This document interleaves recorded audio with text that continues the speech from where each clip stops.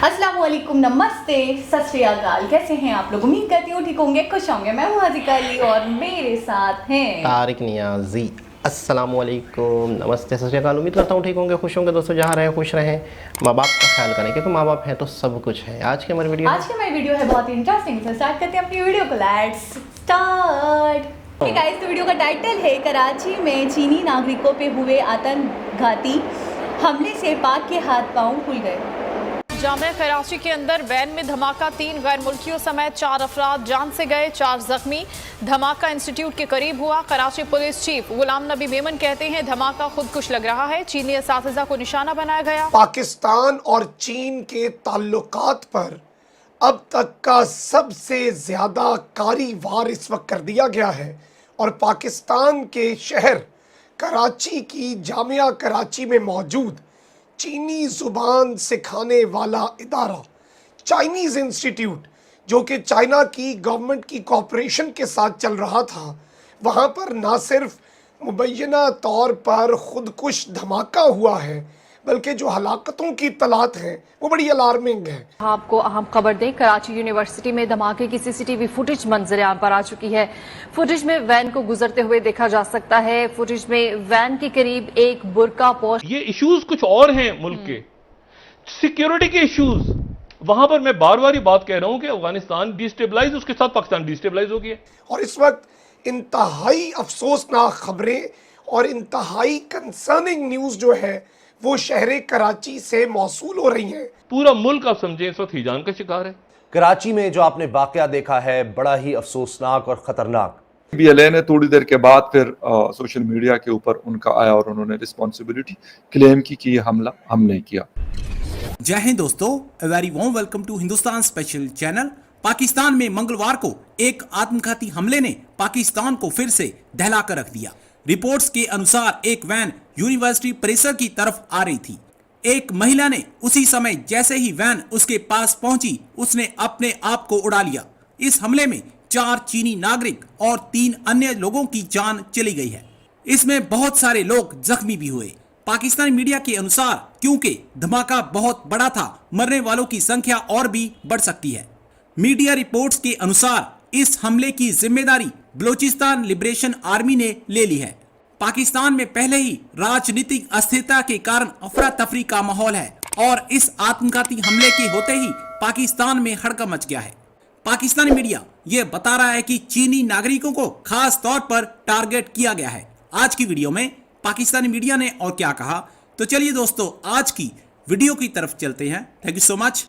नाज़रीन कराम, पाकिस्तान और चीन के ताल्लुकात पर अब तक का सबसे ज्यादा कारी वार इस वक्त कर दिया गया है और पाकिस्तान के शहर कराची की जामिया कराची में मौजूद चीनी जुबान सिखाने वाला इदारा चाइनीज़ इंस्टीट्यूट, जो कि चाइना की गवर्नमेंट की कॉपरेशन के साथ चल रहा था, वहाँ पर ना सिर्फ मुबैना तौर पर खुदकुश धमाका हुआ है बल्कि जो हलाकतों की तलात हैं वो बड़ी अलार्मिंग है।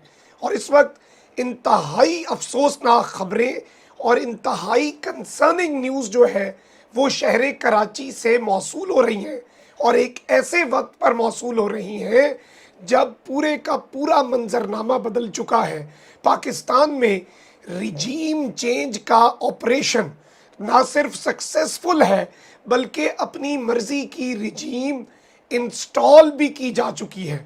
लेकिन इस सारे के सारे मामले में और गुज़श्ता 1-1.5 हफ्तों के अंदर पाकिस्तान के सिक्योरिटी अपरेटस को जिस तरह से हिट करने की कोशिश की गई है, चाहे वो अफ़गान सरहद हो या फिर अब चाइनीज़ इंस्टीट्यूट का ये सानिहा, और आप अंदाज़ा नहीं कर सकते। मैं अभी कुछ तफसीलात भी आपके सामने रखूँगा।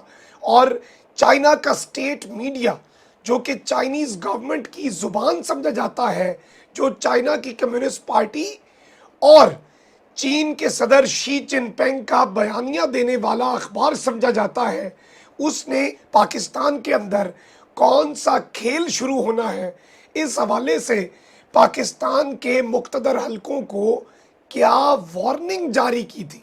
ये बड़ी इंपॉर्टेंट डिटेल्स आपके सामने रखनी है और अभी आप अंदाज़ा नहीं कर सकते कि ये जो सानेहा हुआ है इसकी वजह से हालात और चीन पाकिस्तान ताल्लुकात के अंदर एक बहुत बड़ा डेंट पड़ने जा रहा है। इससे पहले आप देख लें, कराची के अंदर चाइनीज़ कौंसल खाने पर हमला करने की कोशिश की गई, लेकिन उसमें लकीली पाकिस्तान की किस्मत अच्छी थी कि चीनी शहरियों को नुकसान नहीं पहुंचा, चाइनीज़ बाशिंदे उसमें महफूज रहते हैं। लेकिन रिसेंटली आप देख लें कि दासू हाइड्रो पावर प्रोजेक्ट, वहाँ पर जो चाइनीज़ इंजीनियर्स की बस पर हमला होता है, और जाहिर बात है शुरू में लग रहा था कि ये हादसा है, लेकिन जिस तरह से उसमें बड़ी तादाद में चाइनीज़ इंजीनियर्स जाँ बहक हुए, उसके बाद दासू हाइड्रो पावर प्रोजेक्ट पर काम रोक दिया गया। और ऑब्वियसली आज के दिन तक, इवन अभी भी जब कभी भी चाइनीज़ फॉरेन मिनिस्टर की हमारे फॉरेन मिनिस्टर के साथ मुलाकात होती है या हमारे प्राइम मिनिस्टर की उनके हेड ऑफ स्टेट के साथ मुलाकात होती है, तो उसमें बड़ा क्लियरली लिखा जाता है कि जी दासू हाइड्रो पावर प्रोजेक्ट के जो करने वाले और उसके अंदर जो कसूरवार हैं, जो गुनाहगार हैं, उनका एहतसाब मिलकर करना कितना ज़रूरी है। लेकिन अभी जो चीज़ हुई है ये उससे भी ज़्यादा ख़तरनाक है, क्योंकि ये कराची शहर के अंदर जो कन्फ्यूशियस इंस्टीट्यूट, ये इस इंस्टीट्यूट का नाम है, और ये चाइना के इश्तराक से कराची की सबसे बड़ी यूनिवर्सिटी जामिया कराची में चलाया जा रहा था। कराची यूनिवर्सिटी के हवाले से जहाँ पे आज एक हमला हुआ, एक ब्लास्ट हुआ, चाइनीज़ वैन जो थी, चाइनीज़ टीचर्स को ले जाने वाली वैन को निशाना बनाया गया, और धमाका तकरीबन 2 बजे दोपहर को पाकिस्तानी टाइम के मुताबिक हुआ। और जैसी खबरें आई तो कहा जा रहा था कि धमाका जो है शायद सिलेंडर है गाड़ी के अंदर, लेकिन इत्तेफाक से किसी दोस्त ने वीडियो भेजी, तो खैर जब देखा मैंने मतलब वैसी दोस्त को कहा, यार मैंने कहा यार मुझे पता नहीं क्यों, हालांकि पुलिस चीफ की मतलब थोड़ी देर के बाद एक स्टेटमेंट आना शुरू हुआ कि लगता ऐसे, मैंने कहा पता नहीं क्यों, मैं तो दूर से वीडियो ही देख रहा हूँ, लेकिन लगता ऐसे है कि मतलब ये कोई किसी सुसाइड ने किया हो। हालांकि ना तो मैं मौके पे हूँ और ना मुझे कोई वो है कोई ऐसी इतला है। लेकिन उसके कुछ देर के बाद जो मेमन साहब है, पुलिस चीफ है कराची के, उन्होंने कहा कि लगता ऐसा है कि ये एक खुदकश हमला हुआ है। और वही था फिर खैर सीसीटीवी फुटेज जब आ गई तो उससे काफ़ी सारी चीज़ें मज़ीद जो है वो क्लैरिटी आई, और हमला भी मर्द नहीं बल्कि एक फीमेल सुसाइड बॉम्बर ने किया। जब कहा कि खातून ने हमला किया है तो पता नहीं क्यों मुझे, मैं आपको एक सच्ची बात बता दूं, मुझे वैसे ही जहन में ख्याल है कि यार ये वाली कार्रवाई मुझे पता नहीं क्यों, और चाइनीज़ को निशाना बनाना, तो मैंने कहा यार लगता है कि ये BLA की कार्रवाई है। हालांकि BLA ने थोड़ी देर के बाद फिर सोशल मीडिया के ऊपर उनका आया और उन्होंने रिस्पॉन्सिबिलिटी क्लेम की कि ये हमला हमने किया, क्योंकि ये शायद दूसरा ऐसा हमला है पाकिस्तान के अंदर कि जो फीमेल ने किया है। खैर इसके साथ साथ जो अगर हम एक बात कर लें सीरीज ऑफ अटैक्स की जो कराची में हुए, उसमें से लास्ट जो अटैक हुआ था वो कराची पाकिस्तान स्टॉक एक्सचेंज के ऊपर हुआ था, वो भी BLA के लोग आए थे। जी जनाब। अच्छा, इसमें हमने पहले भी एक वीडियो की थी, प्रशांत भैया ने बनाई थी, वो काफ़ी डिटेल से समझा दिया गया था। अच्छा, इसमें भी कुछ नई बातें सामने आई हैं। जी, तो ये है कि वही वाली बात कि क्या कहते हैं अपना, पहले तो ऐसा लग रहा था कि जैसे सिलेंडर हो, गाड़ी के अंदर जो CNG भरी जाती है ना, तो उसके अंदर बाज़ दफ़ा गाड़ियों के अंदर ये होता है कि एकदम से वो ब्लास्ट हो जाता है, तो जिसकी वजह से पूरी गाड़ी तबाह हो जाती है। शुरू में ऐसा लग रहा था, लेकिन वो खातून खड़ी हुई थी और जिस तरीके से वो मशकूक लग रही थी, वेट कर रही थी गाड़ी का, तो उन्हें डाउट हुआ इन्हें कि ये वाकई खुदकुश हमला होगा। अच्छा, बात वहीं घूम फिर कर कि चाइनीज़ को नुकसान पहुंचाना या चाइनीज़ के साथ उनको क्या दुश्मनी या चाइनीज़ के साथ क्या प्रॉब्लम, तो उनका मेन मकसद मुझे ऐसा लग रहा है भगाना हम अपने खित्ते से, या हम नहीं चाहते कि विदेशी लोग आएँ और हमारे मुल्क में रहें और हमारे मुल्क के असासों से फ़ायदा उठाएं। सही। सबसे पहले हमारी जिस ज़मीन के सदियों, पता है आपको, पता है बलोच कौम बहुत ही कदीमी कौम है, बेबाक भी है, बहुत बहादुर होते हैं, बहुत बेबाक होते हैं, और बहुत ही इस एरिए में ये लोग सदियों से हैं, यानी कि इनकी हिस्ट्री। और आपको पता है हिंदू धर्म की भी बहुत पुराने आसार भी बलूचिस्तान में मिलते हैं। सही। हिंदू धर्म के, यानी यूँ समझ लो कि 500 साल पुराना मंदिर जो है काली माता का, वो भी बलूचिस्तान में है। और वहाँ पे बाकायदा इंडिया से, पूरे कराची से, पूरे सिंध से लोग जाते हैं वहाँ पर अच्छा, अपनी मैंने इबादत बहुत करते सारी ऐसी कुछ मूर्तियाँ भी देखी, कुछ ऐसी जगहें भी देखी जो वाकई ऐसा लगता था आसार कदीमा हो, जैसे ऐसा लगता था कि पुराना, बहुत पुरानी, एक बहुत पुरानी हिस्ट्री, हाँ इतिहास 400-500 साल पुरानी मुझे आराम से वो देखकर लगती थी। पहाड़ भी आपने जो शेप देखे हैं वहाँ पे, मैं ये कहूँगी कलरफुल पहाड़ है, वो खूबसूरत है, बहुत खूबसूरत है, बहुत हसीन है अपने आप में। बलूचिस्तान के बीच बहुत खूबसूरत हैं, बहुत हसीन है। हमने असल में जब ये तो अब थोड़े से हालात बेहतर हुए थे, लेकिन अब जो ये ब्लास्ट हुआ था तो हालात बेहतर थे, तो अब लोग पिकनिक के तौर पे वहाँ जाते थे। बलूचिस्तान के साहिल पे बहुत सारे सी लगते हैं, सी साइड। कोई भी कराची का बाशिंदा जब उसने कराची का गंदा सा साहिल देखा हुआ है ना, जब वो बलूचिस्तान का पहाड़ों के साथ टच होता हुआ पानी देखता है, साफ सुथरा अनटच पानी, हम हैरान होते थे कि यार ये पाकिस्तान का हिस्सा था, ये पाकिस्तान का हिस्सा है। हमें मतलब ऐसा लगता था कि जब हमारे जहनों में जो फॉरेन कंट्रीज़ के जो बीचेस हैं खूबसूरत कलर बिल्कुल एग्जैक्टली वैसे ही है, एक्वा ग्रीन टाइप का कलर है वहाँ के पानी का। तो एक बार को हमारे दिल में ख्याल भी आया कि हम थोड़ा सा प्लेस, थोड़ा सा एरिया खरीद लेते हैं। बात भी हुई थी आपसे, जो आपने बोला बहुत प्रेशियस रहेगा, इतना कॉस्टली होगा, नहीं खरीद सकते, बहुत एक्सपेंसिव। मतलब इतना इन्हें अच्छा लगा था कि इन्होंने कहा कि हम एक ये जो साहिल है बलूचिस्तान का, मुबारक विलेज का, इसका हम थोड़ा सा पार्ट खरीद लेते हैं, ये हमारा होगा, ये हमारा हो गया, हम यहीं आया करेंगे, यहीं वेकेशंस, यहीं पे टाइम स्पेंड किया करेंगे। अच्छा, हमारे लिए इसलिए ज़्यादा अच्छा हमें लगा कि हमने बहुत ही कराची का गंदा मैला कुचैला वाला पानी देखा है ना, और ज़्यादातर लोग सी साइड पे जाते हैं। सही। ज़मीन आसमान का फ़र्क वहाँ के साइड। दो रुख हैं बलूचिस्तान के, मैंने दो रुख देखे। एक बला की खूबसूरती है, बला की मादनियात है, नेचुरल रिसोर्सेज से भरपूर है, हर बुक को उठा लें, हर इंसान से पूछ लें, हर हिस्ट्री निकाल लें, वहाँ बड़े मादनियात हैं, वहाँ बड़ी चीज़ें। दूसरा गुरबत, इतनी गुरबत, इतनी गरीबी मैंने शायद किसी और प्रोविंस में नहीं देखी, ना सिंध में देखी, ना पंजाब में देखी, ना पेशावर में देखी। मैं हैरान हूँ एक बात को लेकर कि जो जगह इतनी मालामाल है, जो जगह सबसे ज़्यादा अहमियत की हामिल है, उसको क्यों इतना इग्नोर किया गया? वहाँ पे क्यों नहीं है फैसिलिटीज़? वहाँ के लोगों के लिए क्यों नहीं है चीज़ें? मैं बता रहा हूँ कि अब भी अगर सोचा जाए या देखा जाए और काम शुरू किया जाए, उन्हें फैसिलिटी दी जाए, और उनकी जो चीज़ों पे इशू हैं, अगर वो चाइनीज़ को पसंद नहीं कर रहे, अगर देखिए अगर आप चाइनीज़ से कोई फ़ायदा उठा रहे हैं तो उन्हें चाइनीज़ हमारे यहाँ आते हैं, ठीक है, इंजीनियर्स हैं, हमसे ज़्यादा तरक्की याफ्ता कौम है, वो चीज़ों को ज़्यादा समझते हैं, माइनिंग करते हैं। आप उस माइनिंग का, आप वहाँ के इंजीनियर्स से, वहाँ के जो इंफ्रास्ट्रक्चर के काम से उनके आवाम को फ़ायदा दें, वो मैं कहता हूँ वो क्यों आपके से नाराज़ होंगे? अच्छा, वो क्यों गुस्सा करेंगे? बिल्कुल गुस्सा करेंगे। और दूसरी बात ये, मैं एक चीज़ और भी सोच रही हूँ कि जैसे कि आपने प्रीवियस वीडियो में कहा कि हमें उनसे फ़ायदा इतना कोई ख़ास है भी नहीं, एक तरीके से वो हमें यूज़ कर रहे हैं। वो तो हमारे हुक्मरानों की जो ऐसी पॉलिसियाँ बनाई कि उन्होंने अपने जेब तो उसी वक्त डायरेक्ट भर लिए, लेकिन पब्लिक को उन्होंने दबा दिया, नागरिकों को उन्होंने दबा के रख दिया। ना सिर्फ बलूचिस्तान वाले नागरिकों को, पूरे पाकिस्तान के नागरिकों को। अच्छा, मैंने वहाँ पे देखा, जब हम गए थे थोड़ा सा टाइम स्पेंड करने, तो वहाँ पे छोटे छोटे बच्चे बिल्कुल छोटी छोटी सी मछलियाँ पकड़ के, छोटा सा पैकेट था उसके अंदर ला रहे थे भरकर, और वो कह रहे थे कि आप ये ले लें और हमें कुछ पैसे दे दें तो हमारा रात का खाना हो जाएगा, गुजर बसर हो जाएगा।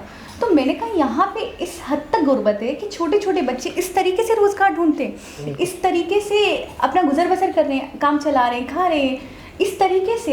एक तो ना पानी, ना अच्छे घर, ना आपको छाँव मौसूल, ना आपको पंखा मौसूल, ना आपको साफ़ पानी मौसूल, ना आपको अच्छी ग़िज़ा मौसूल, और उसके बाद रोज़गार भी नहीं उस जगह में, उस खत्ते में, ऐसा कि चार पैसे आप कमा लो। अच्छा, एक चीज़ और है कि मुझे ऐसा लगता है कि जैसे बलूचिस्तान वालों की तरफ से जैसे बम धमाके हुए या टेररिस्ट हमले हुए, लेकिन ये कि हम भी बलूचिस्तान गए, पाकिस्तान के लोग जाते हैं और बड़े अच्छे तरीके से, तो इसका मतलब ये है कि कम से कम उन्हें पाकिस्तानियों से कोई नफ़रत नहीं है।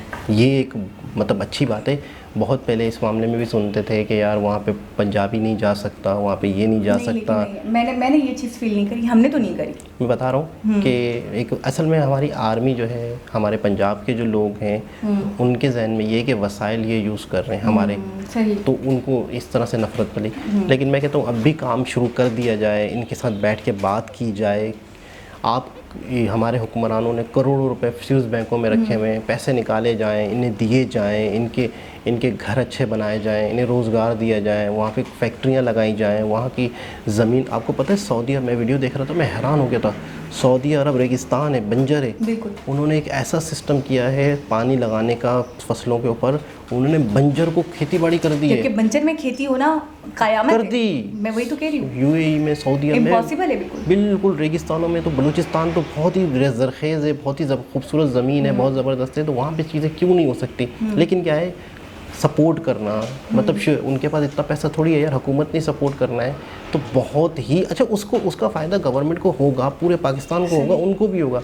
आज भी अभी भी मैं कहता हूँ बैठ के बात की जाए, उन्हें समझाया जाए और उन्हें उनके लिए काम किया जाए। अच्छा बेशक आप पंजाब से उनको फ़ायदा ना दो, लेकिन उनकी सरजमीन से उन्हें फ़ायदा दे दो यार। अच्छा मैं एक चीज़ और भी सोच रही हूँ, ये शायद मेरा लास्ट पॉइंट होगा, फिर आप कहेंगे वीडियो लंबी कर देती हूँ।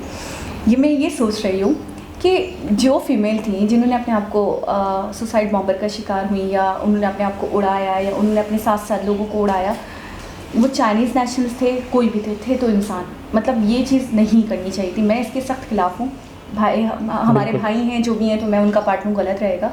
और दूसरी बात मैं ये सोच रही हूँ कि क्या उनकी ब्रेन वॉशिंग हुई होगी, कि मैंने एक वीडियो में देखा कि वो बहुत क्वालिफाइड थी, एमफिल्स किया हुआ था, MBBS किया हुआ था, कि पता नहीं ऐसी कुछ MSc वगैरह किया हुआ था, और इसकी ज़ूलॉजी में उन्होंने शायद MBBS किया हुआ था, एमफिल्स भी किया हुआ था।